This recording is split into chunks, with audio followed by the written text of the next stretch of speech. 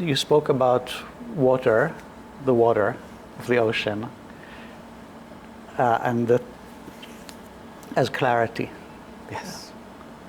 Does it have any other attributes? Like I said, like water realizes its fluidity, its expanse, its freedom, all of that thing water will experience all of that. So it's not that the water will not have an experience of it. So attribute of the water coming to itself will first give them a sense of freedom.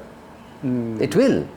100% will give that sense of, okay, I'm not encashed in this wave only, because my expanse, my knowledge has now far transcended this wave. Yes. I am now the ocean. So there is joy, there is happiness, there is a tremendous sense. But don't forget that the water will still be into the wave. Another wave will arise similarly with the water. Water has not been rested. Yes. There is no rest for the water.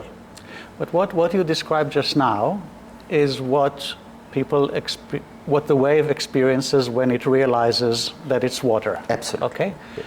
So now 30 years have passed, and the water has already knows itself to be water. And the main expression is clarity. Clarity comes second. Means clarity, I would say, is experience plus understanding. Experience of water being water is first part of the clarity. Yes. And second part is the deconstruction of the ego, knowledge of the ego, which is the understanding. Okay. Both of them together makes it to be a complete, I would say, to be clarity. Not one, both. You have to have both. You have to have the experience and then follows it by an understanding of the ego itself, universal ego. Both together will give that clarity. Yes.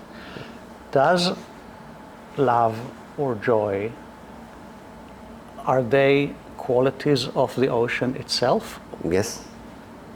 They are. That's how the water feels love. That's how the water feels stillness. That's how the water feels joy. Because that is a part of the experience, part of the attribute form of one of the attributes of that. So can you describe a little, because it's a very different kind of love and joy that what normally is considered love and joy in the human world. How? I mean, can you tell me first about how? Well, love in the human sense always has an object,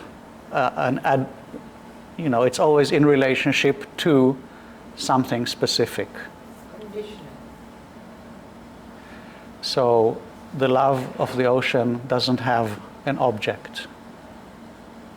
So I'm trying to give language. I understand. I mean, we say love, we say joy, but it's not the meaning that is in the dictionary. Real love is not an emotion, if that's what you're trying to say. Okay, that's what I'm If it's a human love that you're talking about, it's an emotion. I feel emotion towards somebody, I love the person, I get married to that, and after 10 years later I divorce the person. That's love, human love. Okay? Because emotions have changed. I was in love, deeply infatuated, deeply attracted, got what I wanted, understood how our relationship was a mess. And then 10 years later, we separated and love is gone. That's human love. That's what you're trying to say. Love to me is not an emotion only. It could have an emotion element to it, not denying that aspect. But the bigger part of that is, again I come back to understanding, mukti, liberation.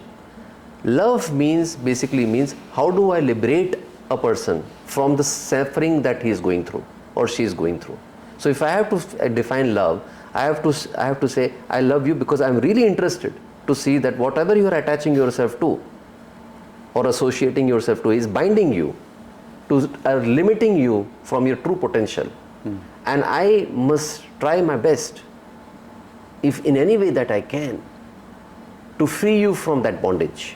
And that is real love. And that is a quality of the water that I'm talking about. I'm not talking the quality of the water to be only an emotion of love. It is this, how do I free you from this? How do I free you from the ignorance? How do I free you from this self-contraction?